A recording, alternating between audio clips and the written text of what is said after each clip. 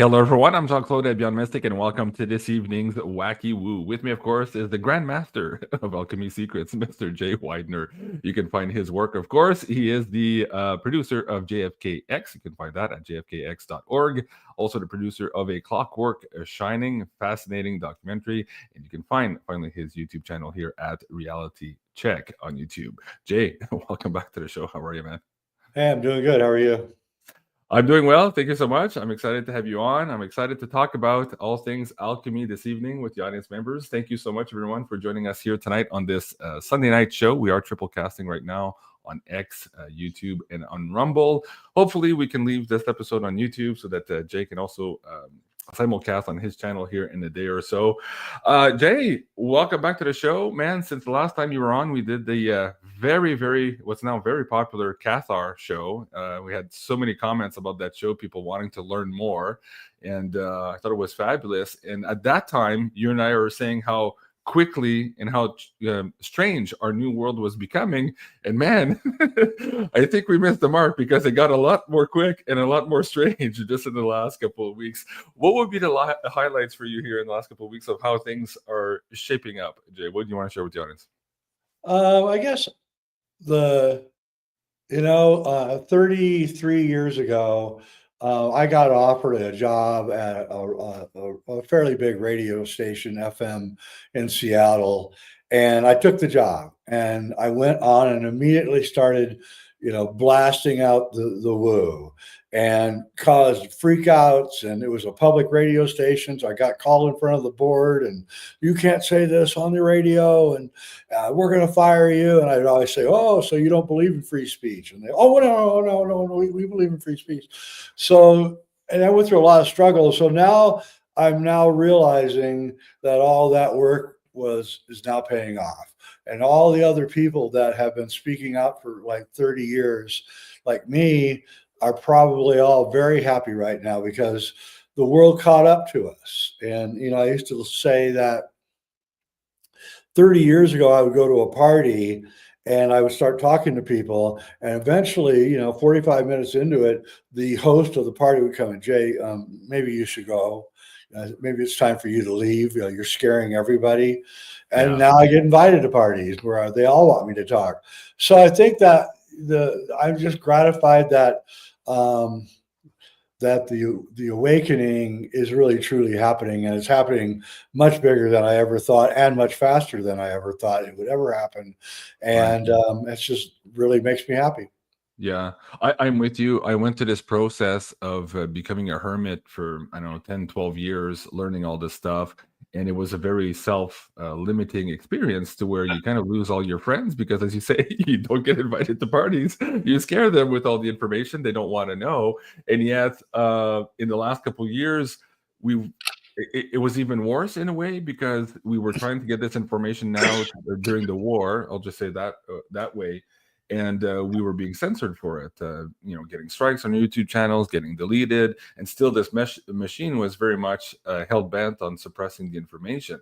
It very much feels now, since maybe last year leading up to the election, Elon Musk taking over Twitter, we seem to have a crack in the shield of the opposition here, so to speak, to where information now is coming through.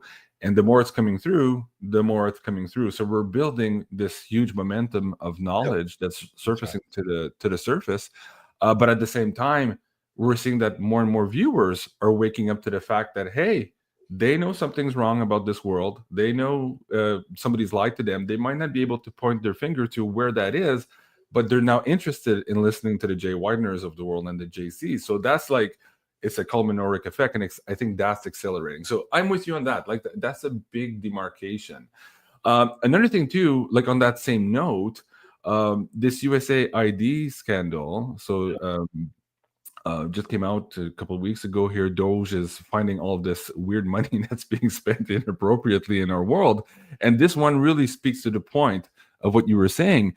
They were spending all of this money to prop up fake news organizations to disguise us into thinking what their version of reality was. And of course, in these types of stories, the puff stories about the government, the war issue, we were being told over and over again that the majority of Americans agree. See, these news outlets are all on the same page, and you guys are the minority. Well, it turns out all these fuckers had fake subscribers being paid by the government. They weren't real subscribers, and it weren't the majority of Americans following them or even believing or subscribing to their worldview. And on top of that, that was one side of it. But the other side of it, they were using that same money to downgrade, to put you in the sandbox, to delete our videos. And so it was very much a skewing of our worldview. And I think that's now what we're seeing is being corrected, and it's happening at a very, very fast pace. Can I ask you, before we go too far in the show tonight, we're going to talk about alchemy a little bit here, but where do you think, if you were to plot the next 3 to 6 months, how much more acceleration of this great awakening is happening? Would you plot it in 6 months, 3 months, in a year? What does that look like moving forward? Do we still have hurdles of maybe the cabal still trying to put in censorship? Here in Canada, Justin Trudeau just promised to double the money at the CBC, of course, to combat disinformation and misinformation, just 3 weeks probably before his prorogation and the election. So we see where they're going. They're still trying to clamp down. But so what do you see that struggle looking like here in the next couple of months, Jay? So how this all works is that the best generals are generals who don't get involved in details. They present what they want, where the whole war is going to go, and then they let the majors and lieutenants and everybody make the decisions on the ground. The worst generals are ones who get involved in details, like in Stanley Kubrick's Paths of Glory, for instance. Right. Why didn't you shoot that guy? Why didn't you do this? Why didn't you do that? They should never be doing that. So about 20 years ago, I can't remember the guy's name, so forgive me, but it was a military strategist. He's a jet pilot.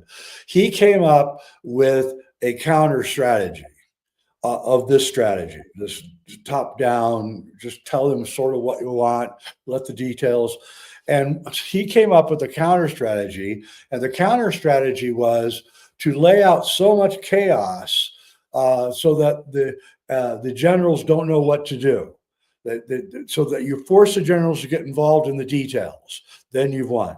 So our generals are the editors of the New York Times, Washington Post, CBS, ABC, NBC, CBC, all of those.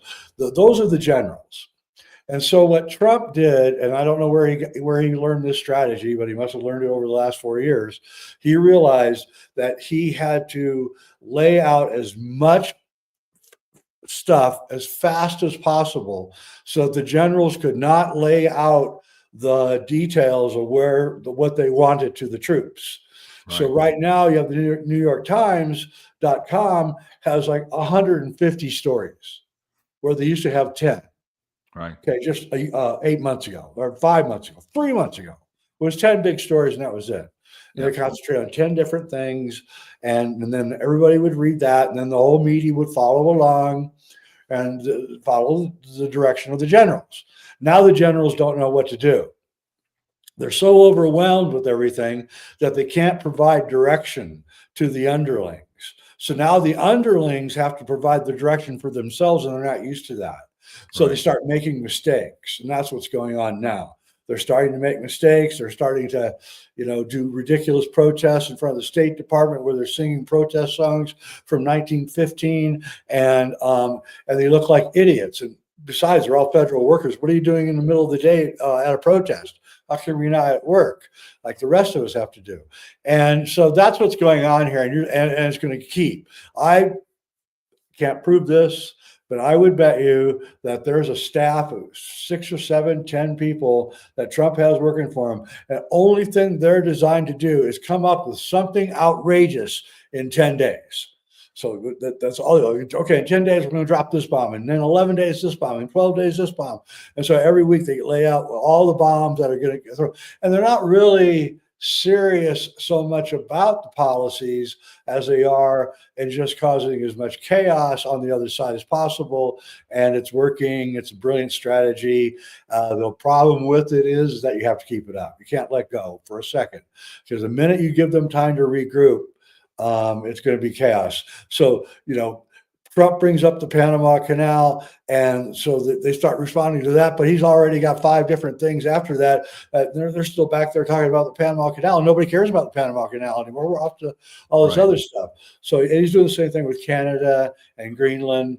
But I will tell you this: I know of some Trump insiders, and he's very serious about Canada, and he's very serious about Greenland, and he's very serious about the Panama Canal. And he's trying to build a hermetically sealed continent. First thing he does is take control of the southern border. Then he starts elbowing Trudeau into, and then he does the tariffs. Canada's going to have to succumb eventually to it, because they're not going to be able. We're their biggest trading partner. And I think he's intent on, Quebec will probably be a separate country. But I think that, I know the maritime provinces would like to join. I know Alberta would like to join. I think even Manitoba, Saskatchewan probably would like to join too. So he's already got, and Canada's constitution allows them to break off. They can, provinces can break away from the central government. So Trump knows all this, and he's moving fast, and he's going to create a hermetically sealed country that is going to be impervious to long-term missiles or invasion of any kind. And then he's going to bring home all the manufacturing and the semiconductors. We're all coming back here now. I believe that's one of the reasons that he wants Greenland, so he can use it as a data center place, because it's so cold there. They don't 90% of the energy in a data center is air conditioning, because the equipment is so hot. But if you move it to Greenland, you got all the cool air you need, and even Canada. And I would look for all sorts of political machinations between the U.S. and Canada over the next year, until Canada finally succumbs. I hate to say it, because I kind of like you guys being separate from us, but we kind of like that too. But at the same time, I mean, I don't think there's anything you can do to stop it. I really don't. I think all of this was thought up over the 4 years that he was gone. Well, I'd like to speak to you about that, because this whole thing, he said, there's a team to make sure there's a bomb that comes off, every 10 days or whatever, like the big plan. Since he's taken an office, that's the strategy. We see it out every day. The mainstream news is telling us that he's chaotic and he's a madman. We can't deal with it. But no, there's a strategy at play here. And like you said, he's not taking his foot off the gas pedal. And in some cases, whether it's some of the investigations from Doge or some of the other moves he's made, I was like, there's no way those guys came out with that rollout plan in a couple of weeks since the inauguration. This has been done for 4 years. It means that they had access to all of this. And, we've been saying this for a number of times on the show. You've repeated it yourself on your show. Like, they have it all. And it was true. And there was something that was being placed in front of us as a movie while this was being prepared in the background. Now we're just finally seeing the rollout. They're not preparing this just because they won the election. Something very different happened. Now, whether or not Trump was CIC for the last 4 years and we had the fake president running of the corporation, today, as we're looking at this on February 23, how would you describe that last 4 years? How, are you game to say what you think? I think that having Biden steal the election in 2020 was probably the best thing that ever happened to us. We got to see the contrast. It was really obvious. And it gave Trump's, was a chess champion in his 20s, like Stanley Kubrick. And the chess mind is a completely different kind of mind than other minds. The chess mind is always 10 steps ahead, always thinking what you're going to do 15 steps from now. And so you gave Trump 4 years to actually think about all of this. he's just going to come in like bull you right over, and that's what he's doing, and he's not going to stop. And you're going to start seeing crack ups on the opposite side now, because Yeah. here's the thing: they can't talk to each other. Their phones are tapped. Clearly, the criminal defense attorney is the number one search term in DC on Google. So Right. clearly, there's criminal activity going on. Mhm. And a lot of these people were probably told by the people over them, "Don't worry, no, you're never going to get caught. Um, just go ahead and do it." And they did it, and now they're like, "Hey, I'm going to get caught. I'm squealing on you." Yeah.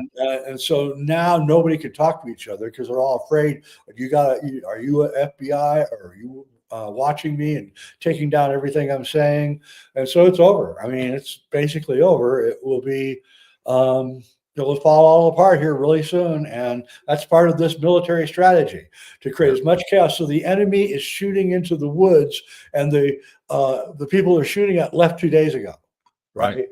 right? Yeah. But so you're just making one mistake after another, and that's what you're seeing. Mistakes will then turn into anger, and then the anger will then turn into complete defeat. Mm. And that's where it's headed, and there's no way turning back. Anyone who thinks that it's going to stop is wrong. These people are so far ahead of everybody else that it's just going to be, um, it's going to be amazing, actually. It's already fun to watch. And like you It say, is. like just going back to the chess analogy, like it looks like he's got them all in checkmate. And if they can't move, like now they can't even exercise their communications between each other because it would make it worse. So there's like it's a compounding effect, and it's very fascinating to see. But going back to what you just said, it goes to anger and then to all of these mistakes and the full surrender. Do you see some type of, I'll call it a visual mainstream acknowledgement of surrender? Right now, they're kicking back. They're saying, "Oh, Elon Musk has big balls, and he shouldn't be doing this, and he's not running the country. He's not elected." And so there's a little bit of fight back. At what point, like, are you seeing months? Does it take a year to see some serious major capitulations? What do you see? No, this is going like I would have said, a month ago that this would take a year or 2 years Okay, probably, but now, it's no, the fast. strategy is so brilliant that they're just running over everybody and everything, and nobody knows how to respond. Doge is just bowling over everything. They're going to pull $1 trillion out of the budget. He's going to balance the budget probably in next March, not this coming March, but a year from March. He's going to balance the budget. That's going to throw the 2026 elections into the Republicans' hands, because he finally balanced the budget and stopped the spending like a drunken sailor crap. And so this is not a 2 year strategy. This is I would say 8 to 12 year strategy, and it is designed to retake back America. It is the last time this happened was Franklin Delano Roosevelt in 1932. The time before that was Abraham Lincoln in 1860, and the time before that was the Revolutionary War in the 1780s. So every 80 years, right on time, the Uranus orbit happens. And it takes 80 years for Uranus to go around one time. And every 80 years, we have a gigantic revolution. So the last first turning was 1945, and it's now 2025. So it's exactly 80 years since the last first turning. And now we're in the transition from the fourth turning, which we just are going out of, into the new first turning, which is like a golden age. Just like 1945 to 1965 was a golden age for America, and I was a kid and I lived through it, and it was. This one is also going to be a golden age, and in this golden age, you're not even going to believe what's going to happen. The Right. the whole entire federal government is going to be taken over by AI. 90% of the non-military people are going to be gone. And the only people that will be left will be really high thinking people. All the rest of the jobs are going to be AI. And then that's going to spread down into the corporate world. And then that's going to spread down into all the state governments and the provincial governments.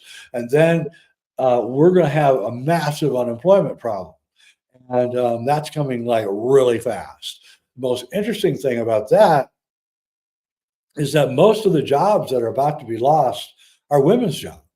They're clerical. They're like working in offices and filing and putting things away and organizing things. That's gone. AI will do that right away. So the only jobs that are going to be left are going to be like mechanics, plumbers, engineers, doctors, nurses, carpenters, that kind of thing. And so we're going to see this like weird reversal where the standard traditional household is going to come back. Women aren't going to be able to find work as easily. And all of a sudden, the idea of having your husband who's a plumber making good money, working all day, and you stay home and raise the kids is going to become more and more appealing. And women should be find this appealing because you're free from the corporate slavery. That's all feminism really was a surrender to women to the corporate bureaucracy, to the corporate world, to becoming slaves to the corporation. And then they find out that the corporation has no loyalty to you. As soon as you're 55, you're gone. Get out of here. I'm going to hire somebody half as cheap, twice as cheap as you, and 30 years younger. And so the world is rapidly changing. And it's all part of this thing of us moving from the Kali Yuga to the Dwapara Yuga. Okay, don't go too fast. You're preceding me. Hold on. Okay. So anyway, that's what's going on, I believe. And the technology also is moving so rapidly that you're not even going to be able to recognize what's going on here really soon. And everything from AI to medical technologies, which are going to actually be able to grow organs inside your body and replace them. And this is all done already. It just hasn't been released yet. And I believe that Trump choosing a high-tech CEO to be head of the Navy is very important because a lot of this high technology is being kept secret by the Navy. And I believe they're going to start releasing it through corporations. So it looks like the pedigree is through the corporation. So the Navy never has to answer the question of why did you hang on to this so long, right? And that's what they're afraid of. So they're going to slowly, not slowly, over the next 4 years, hundreds of new, with quotes, inventions and technologies are going to be released through private corporations that look like they have a pedigree, so that they can explain the thing away. So that's where we're going to start to see the free energy devices and all this stuff. All of it's going to start coming out. It's already coming out. The dividends of Rendell has got free energy thing. He's from the Navy. Once you start looking into it, it's like, holy crap, what has the Navy been looking into for the last few years? And they are the premier. They were consorting with extraterrestrials, Jay. They have been, actually. Exactly. But so I'm really optimistic. I think we're right on the edge of this amazing thing that's about to happen, and we should all, cheer it on. And there's a lot of danger too ahead of us, and we have to be worried about that.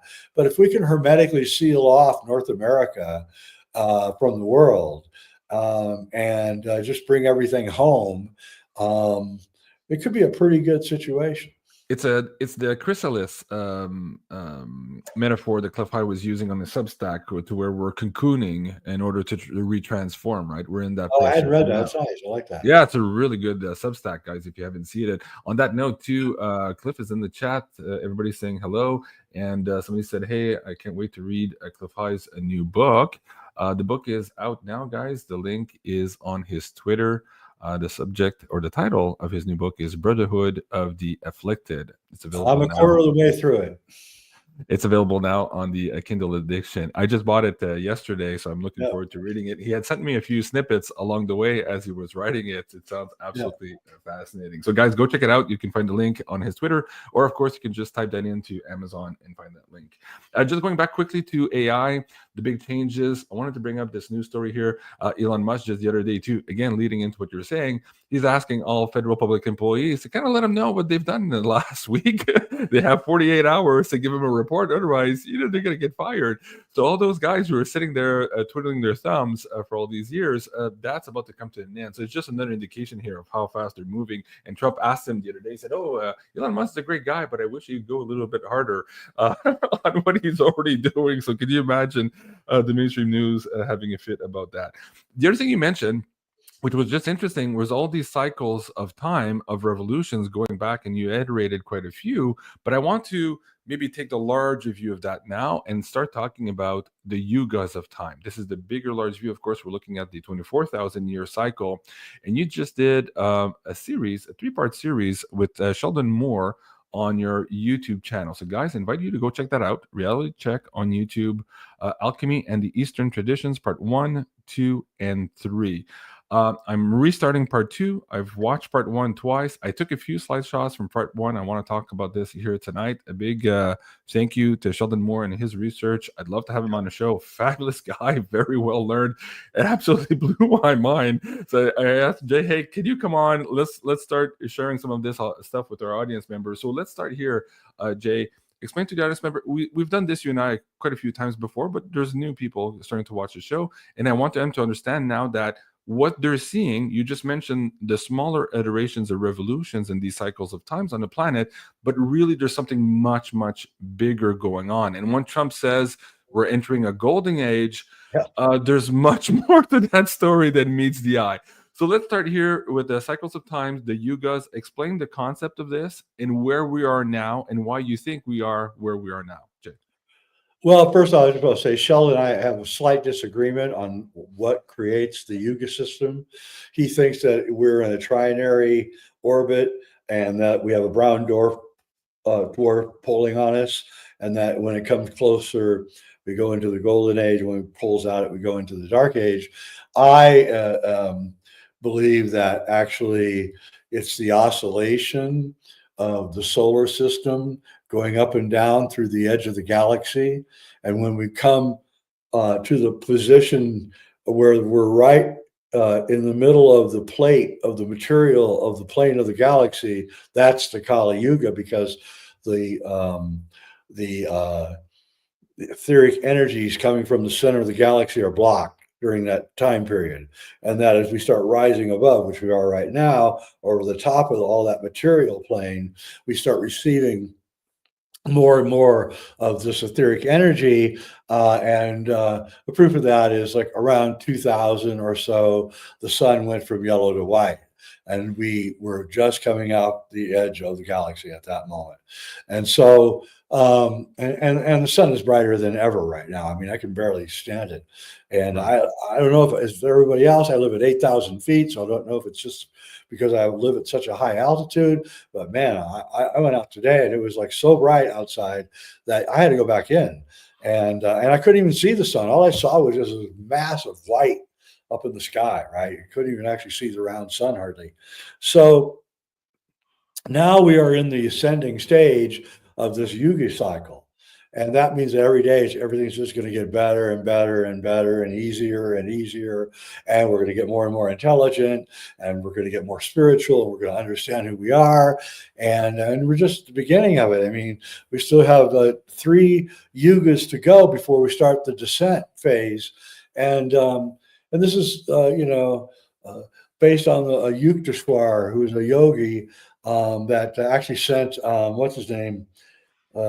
To America, because he thought that America, the west coast of America, was where the spiritual rebirth was going to happen. And so he had this Yuga cycle, and basically saying that we came out of the Kali Yuga around 300 years ago, around 1700, and that's right when the Enlightenment happened, Martin Luther, the Reformation, the Renaissance, not the Renaissance, but the post-Renaissance. And you can kind of, you know, your history, you can kind of go back and say, yeah, something definitely happened. We Right. went from living in little small villages where we only knew 20 or 30 people our whole life to now traveling by ship around the world and exploring the world uh, um, and then eventually moving from our countries to other countries and and then the books were invented and learning got increased and it's just been this one exponential wave after another of advances. And now we're in the Dwapara Yuga, and you can just feel it. You can just feel that there's something changing, and you can feel, especially in the last month or so, that Mhm. something weird is happening. And what it is that we're being fed all this energy from the galactic center, which is what my two books are about, by the way, and that we are rapidly changing and moving into a whole other world, which is what the Great Awakening is about. And what I try to do with my series Alchemy and the Eastern Traditions was I now, you know, Sheldon and I had several conversations, and we said, now it's time to show that the traditions of the East and the traditions of the West are very, very interconnected, and they're not disparate entities at all, and that the Gnostic tradition is influenced by Buddha tradition, and then consequently the Buddhist tradition is influenced by the Gnostic tradition. And so these things are all working their way out in a kind of a cocktail, where we're now beginning to understand that the personal transmutation of the human being in alchemy is exactly the same as the personal transmutation of the Tibetan tradition and the Indian tradition, and frankly, the shamanic traditions from Peru and Mexico and Africa and all over the world. And um, and basically, it's how to connect to the plasma universe, or or prana, chi are all plasma, and plasma is everywhere. And once we learn how to absorb plasma into our bodies, we get health, we get enlightenment, and we get all sorts of other benefits. And so, what we showed is that all of the sacred sites that have rock, Stonehenge, or the one that's in Canada, are all at Göbekli Tepe, are all astronomical markers. And what they're looking for is eclipses, both solar and lunar eclipses. And the reason that is because during an eclipse, there's a break in the plasma flow that's coming. The blockage of the planets and the moon and the sun cause a momentary break where, if you're aware of that, you can grab a hold of that and take it and run with it. And I told a story of, I'm going to forget his name now. Lay, yeah, I think his name was Lay. He was a French astronomer, and he was in the Paris Observatory watching the pendulum experiments that show the gravitational movement of the Earth. And it was like 10 o'clock in the morning, and all of a sudden the pendulum started gyrating wildly for just, you know, 10, 15 seconds. And he's Do like, you mean, what? do you mean Jacques Vallée? No, Jacques Vallée? not ballet. No. His name was L.A. I Allez. can't remember how it's spelled, Okay. but he was a French scientist. Anyway, he went out to go to lunch, you know, a couple hours later, and somebody at the restaurant goes, "Hey, what did you think about the total eclipse?" And he goes, "Oh, I forgot all about it." He goes, "Oh," and then he realized that the total eclipse had happened exactly when the pendulum started gyrating wildly, and because there was a break in the field for that brief moment.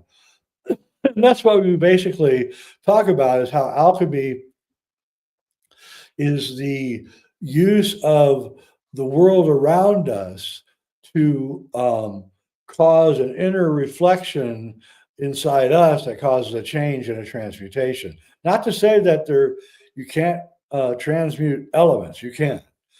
Ken Schwartz has proven beyond any doubt that Moxie fusion can cause elements to be created out of virtually nothing, gold and silver and lead and all sorts of things. So there is many aspects to alchemy. But alchemy basically comes from Egypt. Egypt met Alchem. That's what was the name of Egypt back in the old days, which meant the dark lands or the dark soil, because of the alluvial soils that come down the Nile River. And so when I wanted to understand what alchemy was, after reading all these obscure books and still not understanding it, about 25 years ago, I began saying, I think I have to go back to Egypt to find out what alchemy is, because that's where it started, as far as I knew. I now know it was also in Tibet and in India.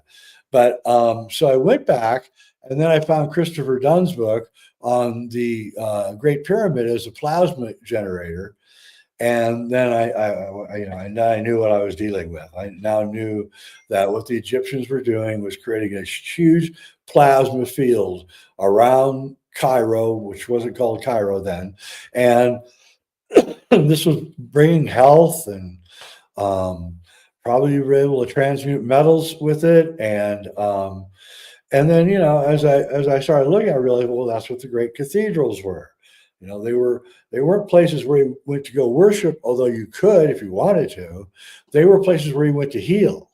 Right. So the doors were open 24/7 in the great cathedrals of Europe.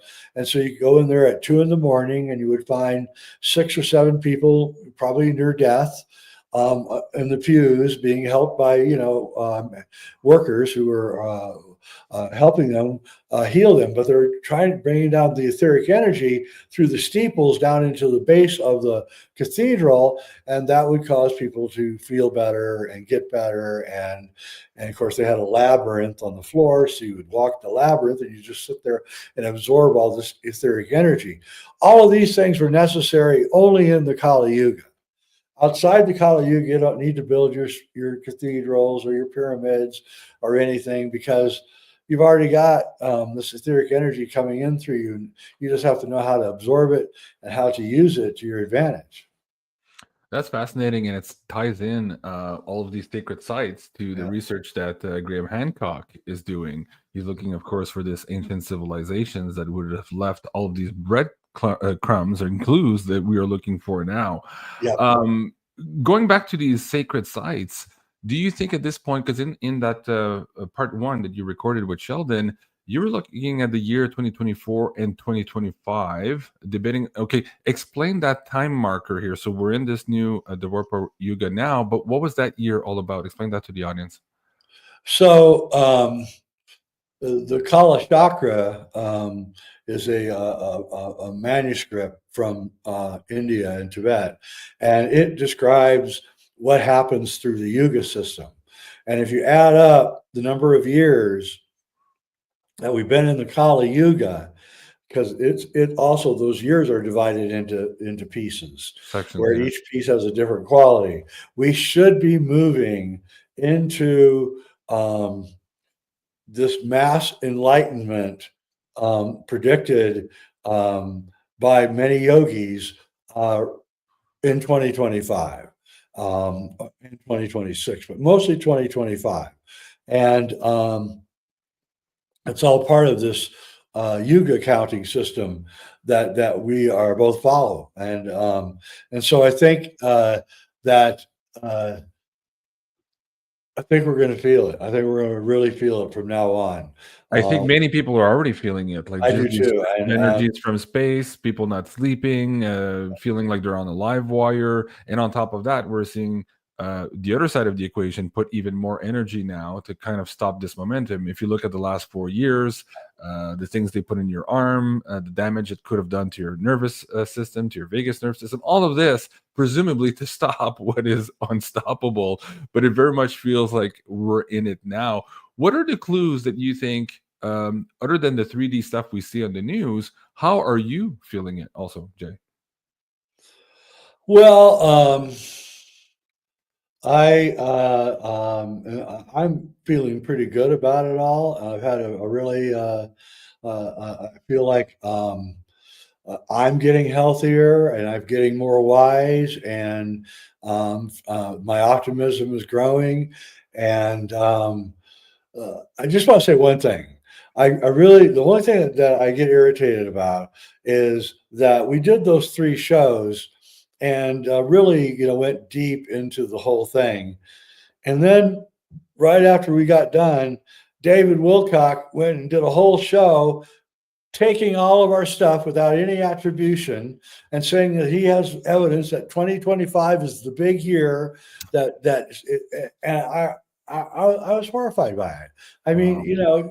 if you're standing on the shoulders of giants, you can give attribution. Right. Okay. Sheldon Moore has spent like decades looking into this, and so have I. And to just blow us off and act like he came up with it, it's detestable. I'm sorry. I don't want to trash anybody, but when I saw him do it, I was like, dude, you are such a ripoff. Yeah. And now I know he watches my show. I wasn't sure, but now I know he does. Right. But at least say where you got the information from. You're right. I mean, that is, that's just what a good researcher is supposed to do. But he And did. can we talk about the fact too that because these energies are changing and people are also waking up, we are going to be less prone to maybe following some of the false prophets we were all following over the last number of years, who Yeah. had maybe cherry picked a lot of this information and without having the source material or understanding the source material kind of made it their own and led a lot of people astray, whether that's what the light body is or the rainbow body is or what ascension actually means.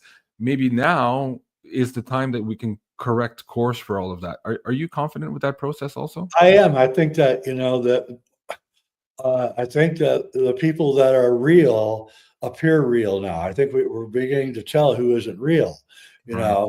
know, again, David Wilcock is does is didn't has not looked into Norbu Namkai's writings in Tibetan Buddhism and the light body. He thinks that you can achieve light body while you're alive. You cannot achieve light body when you're alive. Okay, light body is a planned on death. The people that achieve light body plan for even the moment of their death, so they are already spiritually ready to become light, to turn their pineal gland into light. And that deteriorates the entire body. We know people have gone to see people who have turned into light bodies, their teeth, their fingernails, and some dust is left behind. That's it. All right. But there's definitely proof that it's them. It's their teeth. I mean, you can tell by the Mm, dental work and all the stuff that they had. And so what we have is a tradition that goes back before the Kali Yuga, where we absorb prana, chi, plasma, whatever you want to call it, until we're so full of this light that we turn to light ourselves. And that experience kills us. All right. But it's a wonderful experience. So don't get me wrong. So, yeah, the problem with people like David Wilcock is they fold in scholarly research into their own BS, but only in a half-ass way. And so the disinformation, and he gets 300,000 views. I get, 5,000 if I'm lucky, right? right. Maybe with your stuff, I get more, but with my own, I mean, I'm lucky to get 10,000 views. So, and so I think we have to now stand up and correct these guys who are giving out the false information, taking real information and turning it into their BS. And I'm going to start calling people out on it. I'm really done with it. And it's just, we have to police ourselves. We now Right. realize through the Corey Good BS that we can't rely on anybody to police us but us. Right. And so when people like David Wilcock put out their stuff and then claim that it's theirs, and Sheldon Moore, before we did the series, actually told me that get ready for David Wilcock to rip all this stuff off. I was like, really? Apparently they knew each other years ago, and it happened before. So, David Wilcock, just know that you're going to get called out when you use other people's work. Fascinating. Let's talk about some of the challenges of this waking up process. So earlier you said we're moving into this golden age. Trump has this strategy where he can't let his foot off the gas pedal here with all the bombs that are coming out so that they don't regroup, so to speak. We'll leave that part aside for now, but I want to talk about us individually as we're moving towards this new energy. We're moving towards this enlightenment, and at every various stage I found in my life, and I want you to explain this for the audience members, where I was about to up level to new understandings, new knowings, a new higher field of view, I felt like I was always challenged. And those came in different forms of maybe past people from my past life trying to bring me back into old ways of thinkings or old jobs that went nowhere with promise of money, as opposed to doing what I was about to do here on YouTube. So can we talk about the archonic threat and how in this yuga of time, and specifically in the Kali yuga, we are very much vulnerable when we start shining our light to these entities here whose job it is to kind of thwart that evolution for humanity. So give us a little bit of backdrop on the archons, and then also talk about advice moving forward here as we enlighten ourselves and we get closer and closer to these new up levelings, how we have to watch out for these detractors, to say the least. Jay. Yeah, the archons are, spiritual entities that like to they like to tell you how bad you are. You got that voice in your head that's like, you're a bad person, you're ugly, you're not good, you were wrong to people, and maybe you were wrong to people, but everybody makes mistakes. So what the archons like to do is take that one mistake you made and then just repeat it over and over in your head until you're literally driven insane. And they're probably the demons from Christianity also. And they I, I knew this woman. She had a near-death experience. She fainted and hit her head on the toilet in the bathroom, and literally died right on the spot. And they revived her like an hour later or something at the hospital, but she died. And she said that she went up the tunnel that you go into, which is the filament that connects your body to the larger plasma cloud, the Kordylewski cloud, and she went up into the plasma cloud, and the first thing that she was confronted with was this room full of short, dark, faceless entities. And the entities would take her past life that she just lived and then take out all the bad stuff and tell her how bad she is. How bad you're a terrible person. You're bad. You're bad. Well, you did that to that person. You did that to that. And so she finally, after about a few minutes of this, started arguing back, which is really smart. That's what you want to do with an archon. Say, no, I wasn't. I didn't do that. No, I didn't do that. I'm not that person. What are you talking about? Why are you a liar? And the archons eventually gave up on her, in which she then had a very happy near-death experience until she had to come back. And so that's what they do. They try to denigrate you. And we all have that voice in our head that, if you're not careful, will push you towards delusion. And I've had it happen to me. So one time, not that long ago either, a few years ago, I had myself talked into an illusion. And I was about to act on it. And I pulled out of it at the last second. And then I realized later that if I had acted on my false illusion, it would have been really bad for me. It would have been like devastating. But I didn't. I pulled back at the last. Wait a minute, is this really real? And then I realized, oh, it isn't real. It's just my imagination or voices in my head telling me that this is what's happening. And so what you have to do with the archons is, when you hear that voice in your head going, you're a bad person, you're dumb, you're stupid, you're ugly, you just turn around and go, will you get them out of here? Right. And then they go, and they do. If you command them to leave, they will leave. They do not want, they don't even want to be discovered. They want you to think it's you telling you that you're that way. And then when you finally realize that it's not you, it's this outside entity telling you it, and that you discover that, then they don't like it and they run. And you know, you have to do things. You know, you've got to you got to create your home has to be a place that's archon resistant. All Mhm. right. So you come to my house, I've got Tonkas all over the place. I've got art everywhere. I've got incense burning. I've got really, really ambient music going. They can't get in because I won't let them in.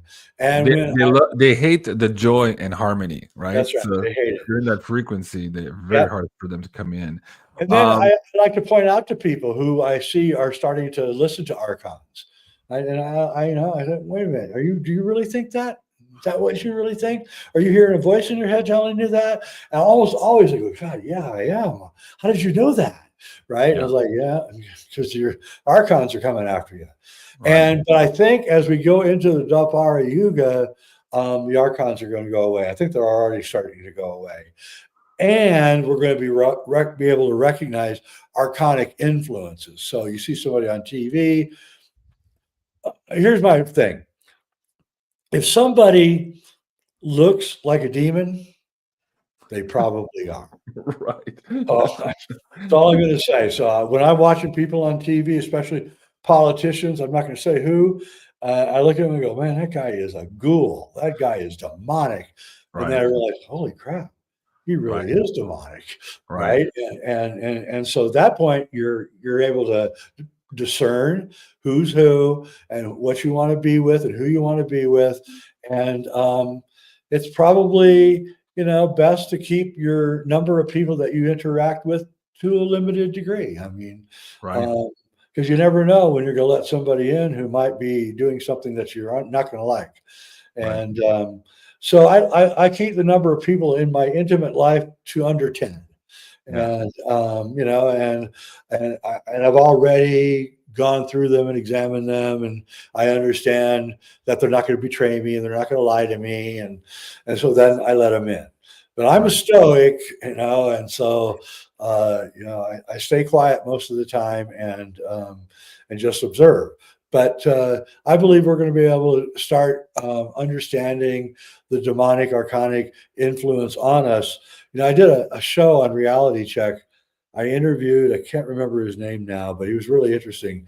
He worked in a mental institution as a psychologist. And he began believing that when the people in the institution said that they had a demon in them, that it was true. Whereas all the other guys would say, it's bullshit. There's no demon in him. He's just crazy and a bad upbringing. Well, one day he got alone with one of these people who claimed they had a demon in him, and he asked to talk to the demon. And the demon came forward and he said, "Why do you do this?" And he goes, "I do it because this guy is such an idiot that he believes me when I tell him he's ugly, he's stupid. And I can't believe he believes me." because he You know? let me. Yeah, Yeah. exactly. And so Mm, that's actually the answer is as soon as you get that voice coming in you, halt everything and go, no, what's going on here, yeah, and do a self-examination of it. But again, I do believe these influences are going to go away, and so you get a guy like Zelensky in Ukraine, and you can clearly see this guy's like demonically possessed, if not also a horrible drug addict, and uh, and you can see he's getting frustrated because everybody can see who he is now, and yeah. he's getting angry Yeah. and It's just funny because you and I were pointing that out many years ago, and it didn't even make a dent. Most people didn't want to see it. They didn't want to see his old videos of his old performances and all that stuff. No, no, no, he couldn't. Now, like I'm seeing normies tell me and show me these videos. I'm like, wow, yeah, we're seeing the demons for who they are. I wanted to bring this up too. First of all, thank you. You gave a lot of great advice there, and I want to redirect you on one, making your temple clean.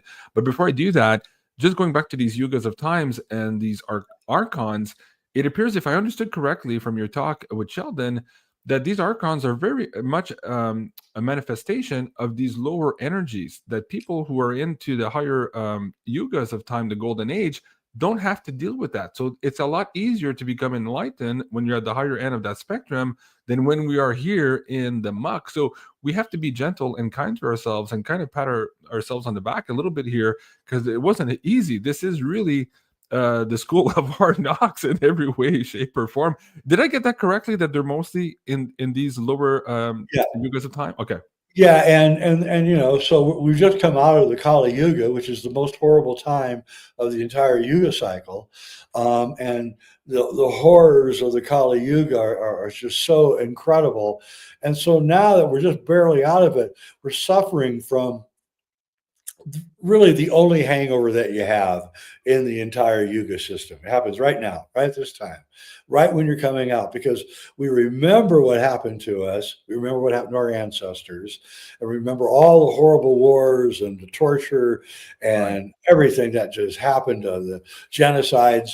And we're just like shaking. We got PTSD, um, and now that is starting to ebb slowly. That starts to ebb. And I think once that begins going away, you're going to see fentanyl go away, and heroin and alcoholism, and all of it's just going to start disappearing Hmm. because we're just going to calm down. We're using substances to calm ourselves down because we have this PTSD hangover from the Kali Yuga, and the nightmares were real. I mean, they were, and Absolutely. Yeah. there's no underplaying it. Mm. So right now we are in a position where I think it's just going to get better and better. And it's not going to be perfect. There's going to be collapses, currency collapses, and all sorts of things that are going to Well, there's a happen. lot of unintended consequences also to these big changes, and I think this is where you and Cliff High, when you guys say, "Hey, strive to survive 2025," Yeah. you don't mean that lightly. There's a lot of breakage and a lot of change, and in that change, there's risk to everyone if you don't see that change coming, and if you haven't inoculated yourself. You just mentioned all the people losing their jobs to the AI. They're going to have to reboot, retool, and all that. But there's many more changes, including the financial system, and so we just have to stay aware and very vigilant as all of this is happening. We can enjoy the show of the bombs going off every day, but at the same time, we kind of have to work ourselves to plot where we want to go to kind of see some of these changes ahead of time. This is why the remote viewers are interesting. This is why your work is interesting. Cliffy's webbot data is interesting. It's giving us tools, astrology also, and tarot to some extent. It's giving us tool to better navigate all this stuff. So this is the time where all of those um, technologies and sciences are really, really important to humanity to not put on the side, to really pay attention to, because we are in that weird kind of transition path to, yeah, there's danger all around us right now, and not necessarily directed at us, but simply because of the inherent changes and the unintended consequences. Do you want to speak to that a little bit and what you see and maybe some of those bigger challenges might be this year, Ajay? Well, I saw an interview with Eric Weinstein. He's a physicist, and he said that teaching physics in college right now is useless because all of the physics is all locked up in secret, and we really don't know what the physics are anymore. So he Right. thought the whole thing was kind of silly and ridiculous. I have to agree with that. Right. And so I think what's going to happen is that we're going to get these secrets are going to get released, and as they get released, our view of physics is going to be altered incredibly, and so that I think is going to be the biggest thing that happens over the next few years, is this release of all this data that has been built up for 70, 80 years or so. Yeah. And Eric Weinstein himself doesn't even know what it is. He can surmise and he can guess, but he doesn't know because he's not an insider either. So that's what I would look for, is incredible releases of data and information. And I would look for not free energy. It's not really free. The machines run down and you have Yeah. to Yeah. have parts replaced and all that. But cheap energy is coming. And I think also our ability to move around the planet is about to alter, where you're going to be able to go several thousand miles in like an hour, Right. and and it's all going to be run by AI, and so we're headed towards this world that we can't uh, even begin to guess. It's why says Weinstein blocked me on X. He won't talk to me. Oh, I bet Well, he hates you. well, Cliff's been calling him out for a number of years. Although he Yeah, did well, Weinstein, Weinstein's a woke yeah, idiot. he I'm did sorry. somewhat come back on the COVID stuff a little bit. A little bit. Yeah, and I think now in terms of academia, he's pointing out the fallacies of all that, of the Einstein model, and not knowing what the real model is. But I No, remember he there was another Substack from Cliff saying, "Hey, if you're in engineering right now and you're in these sciences at school and they can't explain the UFOs or they can't explain remote viewing, you're in the wrong school because you don't have an explanation for your own reality." And I think that's the exciting part of all of this too. Maybe finally we get to understand how this place actually works, and the true physics of it all. That's very fascinating. Okay, so going back to one of the things you said with respect to the archons, you mentioned keeping your house like a serene place, joy field. You have all these protection in the house as well, but mostly you're working on the frequency field.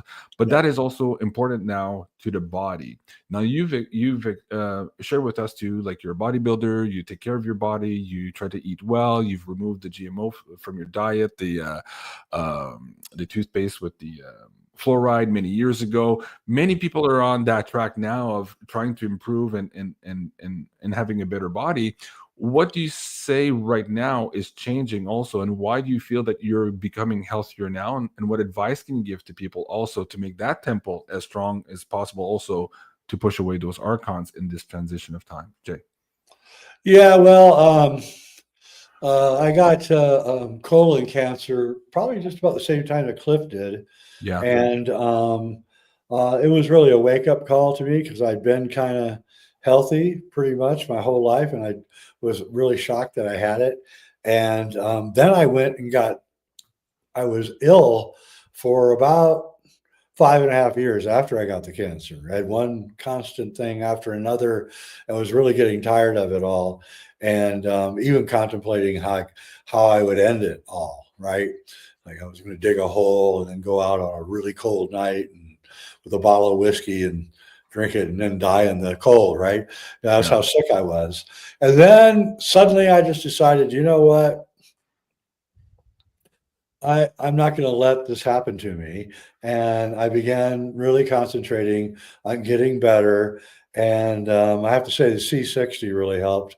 And I invented a drink that I take every day now. It's like probably $15 for a 16-ounce glass, but I don't care anymore. And we have, right. and one day I'm going to go on my show and make my drink for everybody so they can see, because it Cool. took literally years of research to find out how to put everything into this drink. And I had AI do a whole analysis of my drink and came out, man, this is the best drink ever. Cool. Yeah. So Wow. anyway, then I started doing yoga again and Tai Chi and meditation and lifting weights and hiking every day. And I got myself a dog to go hiking with me. And I felt the transformation just happen. And I think, 90% attitude, of course, but I think that it's really important, to have certain kinds of daily rules and routines. So Yeah, I believe that you should spend an hour a day exercising, an hour a day meditating, and an hour a day tackling a problem, a mental problem that's difficult for you. So I think you should do that every day. And I for think sure. that yeah, you need to spread beauty all around your house because the archons hate beauty. And so have beauty everywhere and have beautiful music playing and all of that. And eat right, eat organic and take the supplements that you need to take and keep calm. That's the best thing. Don't let the world rattle you. Right. Let's just stay calm. And, it's been a gratifying turnaround. I don't know how long. I'm going to knock on wood now. Every time I talk about my health, I knock on wood, because I've been there and I've been into the darkest of the dark, and I don't want to go back. I will release that drink at one point. I'm going to release it. You created quite a stir in the chat. They're all like, "I want the recipe." Okay, well, I'll have you back on too when you want to Okay, discuss it, and we'll do the we can drink. show those ingredients online. I'd love to see the Substack. Sorry, the AI decode of your ingredients also, if you want to share Yeah. that. I know Cliff is looking at AI to bring different compounds together also for different concoctions that he's working on now. You spoke about C60. Let's hear what Ken Schwartz has to say. Ken is also going to be joining us in Ottawa for the conference, but let's hear what he has to say here for us tonight. Hi there, this is Ken with C60 Power. I'm hanging out tonight, tuned in to the Wacky Woo Show with Jean-Claude, and I've got some exciting news. C60 Power will be an exhibitor at the oncoming Beyond Mystic Conference in Ottawa, Canada on March the 14th, 15th, and 16th. I can't wait to meet you all in person, so be sure to stop by and say hi and learn more about how C60 can supercharge your health. And here's the best part. We're extending the 20% off deal on all C60 gummies. Just use the code WACKYWOO at checkout on www.shopc60.com. See you there. All right. Thanks, Ken. And yes, I see you there in Ottawa. And guys, yes, of course, if you don't already know, Jay will be joining us in Ottawa also for the conference in March. His keynote speech, of course, is going to be on alchemy. So if you're loving the conversation here tonight, please come check it out. Here, there's 18 hours left on the ticket sale window. We're ending the sale tomorrow at 4, and then we're done. That's it. We're sold out. We only have a few tickets, handful of tickets in each of the categories there. So please check it out at beyondmystic.net/conference. Don't ask Ken about UFO tech. He'll never shut up. Okay, Cliff. That's good advice. Thank you. Jay, let's talk about sex a little bit too. That wasn't in your, or at least not part of the Sheldon series that I've already watched. But you and I have tackled this subject before. And actually, let me just remove the YouTube feed for this one. So, folks, if you're watching us on YouTube, please come and see us here on Rumble or on the X feed for the remaining part of the No Holds Barred conversation. Let me just bring that link down in the live chat for you guys there. Okay, so let's remove YouTube. Yes, and remove. Yes.